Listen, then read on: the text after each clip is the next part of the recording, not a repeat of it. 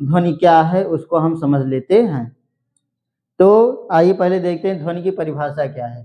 ध्वनि साउंड, ध्वनि ऊर्जा का क्या है, प्रारूप है, रूप है। ऊर्जा के कई रूप होते हैं, जैसे भोजन भी एक क्या है, ऊर्जा का रूप है, ऐसे ध्वनि भी क्या है, आपका एक ऊर्जा का रूप है, जिसके कानों में पड़ने से प्रत्येक प्राणी में सुनने की संवेदना जागृत हो जाती है, अर्थात आ जाती है। वह ध्वनि पड़ते ही, जैसे हम आप बोल रहे हैं तो ये आपके मोबाइल के माध्यम से आपके कानों में ध्वनि जा रही होगी, जिसकी वजह से आप सुन पा रहे हैं। तो ये ध्वनि का बहुत अहम महत्व है।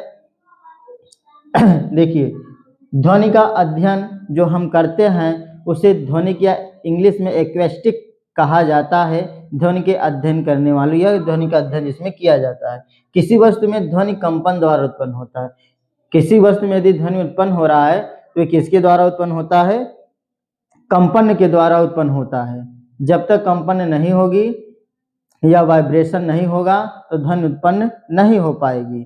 जैसे कि आप सभी ठोस वस्तु कोई ले लीजिए, लोहा ले लीजिए, यदि उस पर आप हथौड़ा या किसी वैसे भी पीटेंगे तो उसमें क्या होगा, कंपन नहीं आएगा।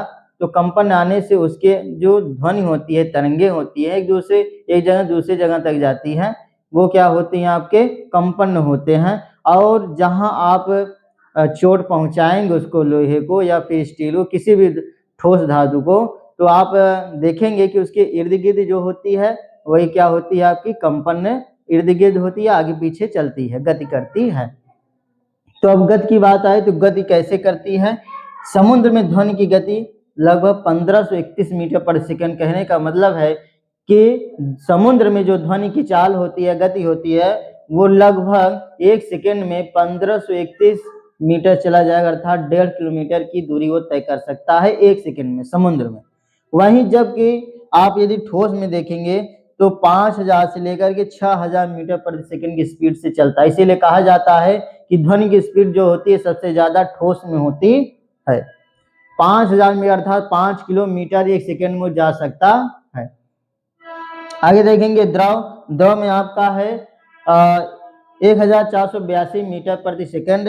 अगला है गैस में 343 मीटर प्रति सेकंड होती है। इसी तरीके से आपके ये गति से ध्वनि